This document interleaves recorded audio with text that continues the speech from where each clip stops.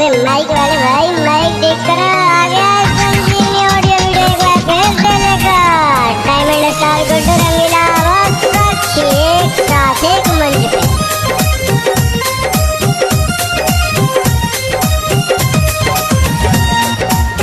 संजीवनी audio video नए अंदाज में यूपी बिहार में।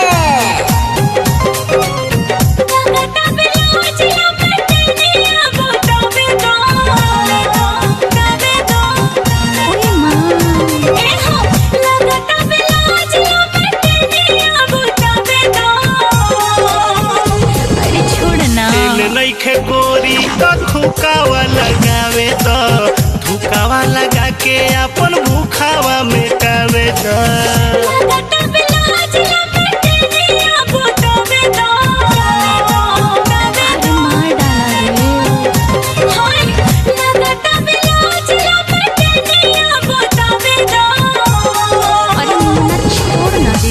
से बकाम अगरबत्ती तो देखावे तो तेल नइखे गोरी आज थुकावा लगावे तो।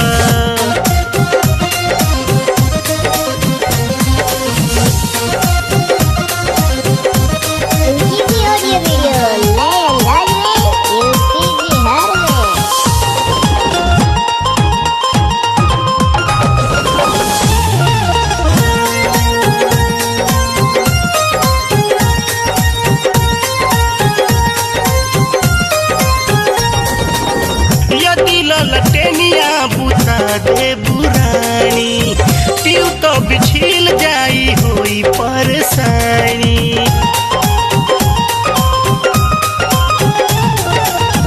यदि लटेनिया बुता दे बुरानी पीऊ तो बिछिल जाई होई परेशानी।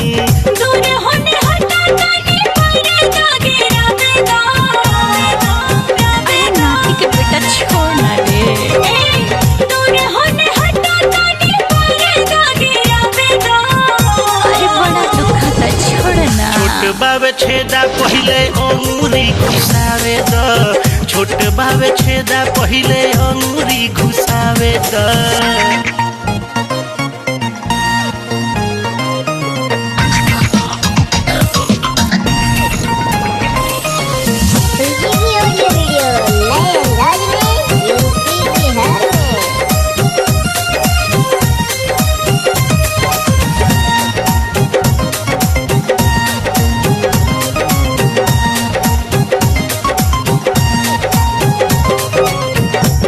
बंद कल सांस ले तू रोकी हौले हौले काम सब तरीकवे से होखी।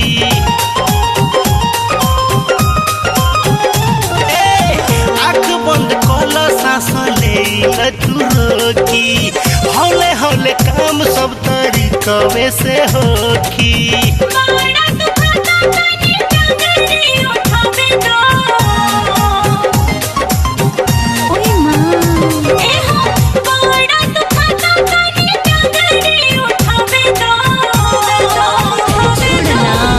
कमर चलाव अब मजा तनी आवे तो कमर चलाव अब मजा तनी आवे तो।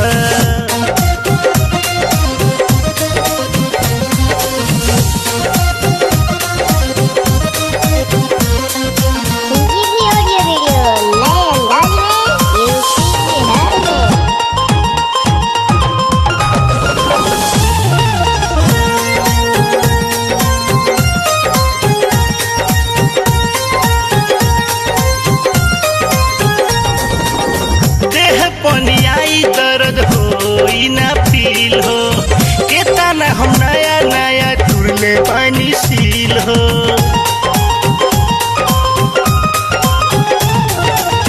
देह पनियाई दर्द होई ना फील हो केतना हम नया नया टुरले पानी सील हो।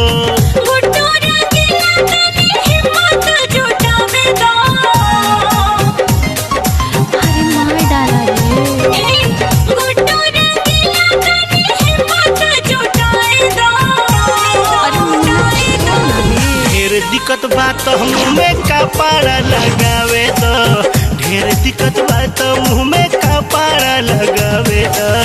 अरे बड़ा दुखा था, छोड़ना।